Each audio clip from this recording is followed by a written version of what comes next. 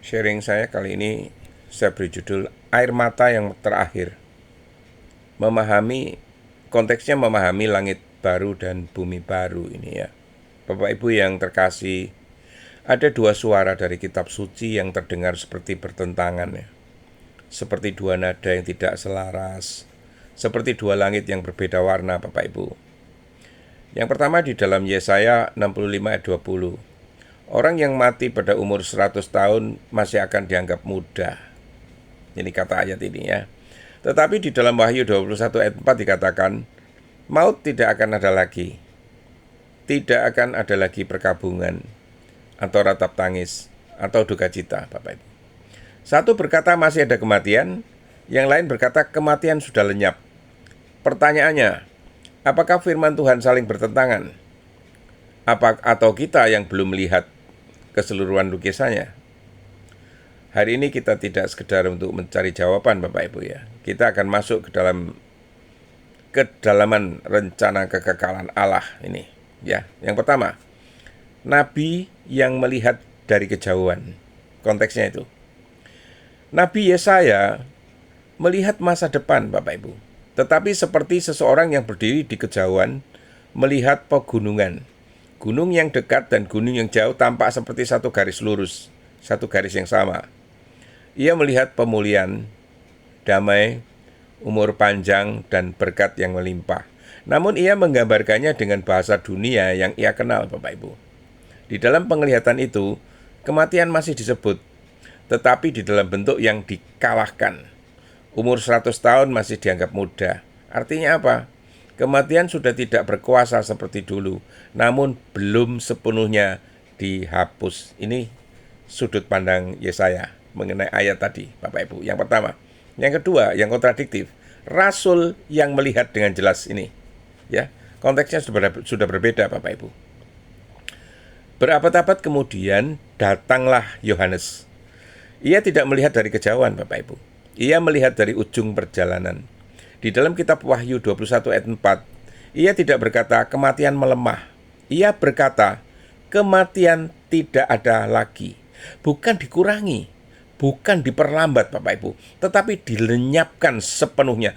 Ini bukan sekedar pemulihan, ini adalah penyempurnaan itu. Sebetulnya dari kedua ayat ini tidak ada kontradiksi Bapak Ibu. Tidak ada kontradiksi, hanya tahapannya yang berbeda. Ini bukan dua kebenaran yang bertabrakan. Ini adalah dua tahap dari satu rencana ilahi. Tapi tahap yang pertama, Yesaya 65 adalah gambaran pemulihan fase awal transisi Bapak Ibu. Dunia diperbarui, kutuk dikurangi, umur panjang, namun jejak kematian masih ada dan sering dipahami sebagai gambaran masa pemerintahan damai atau milenial atau pemulihan bumi. Ini ya. Nah, Wahyu 21 itu adalah kesempurnaan kekalnya Bapak Ibu. Langit dan bumi yang benar-benar baru, tidak ada dosa, tidak ada maut dan tidak ada air mata. Ini adalah akhir dari segala sesuatu dan awal dari kekekalan tanpa bayangan Bapak Ibu. Ini seperti fajar dan siang hari. Ya. Bayangkan ini. Yesaya melihat fajar. Yohanes melihat matahari di puncaknya itu. Di waktu fajar tidak ada bayangan, ya. Di waktu fajar itu gelap masih ada, ya maaf ya. Tetapi terang sudah menang. Itu di fajar.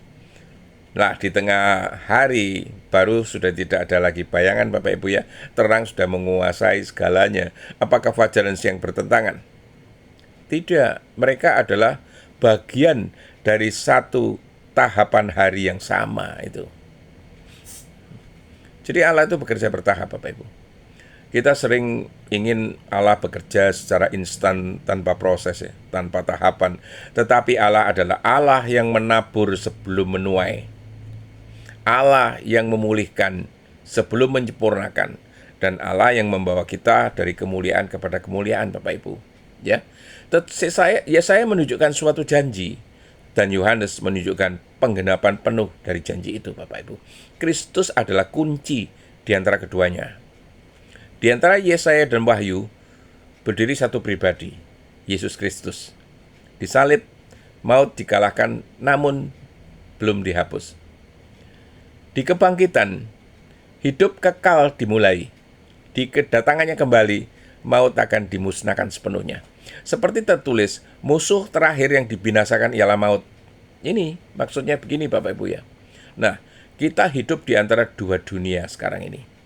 Hari ini kita hidup di dunia yang masih mengenal kematian, tetapi sudah disentuh oleh kehidupan kekal Bapak Ibu. Kita masih menangis, tetapi kita punya pengharapan. Kita masih melihat kubur, tetapi kubur tidak punya kata terakhir Bapak Ibu. Jangan goyah karena perbedaan ayatnya. Justru lihatlah keindahannya. Allah yang berbicara melalui nabi, Allah yang menyatakan melalui rasul, dan Allah yang menyelesaikan melalui anaknya. Yesaya berkata, segalanya akan dipulihkan.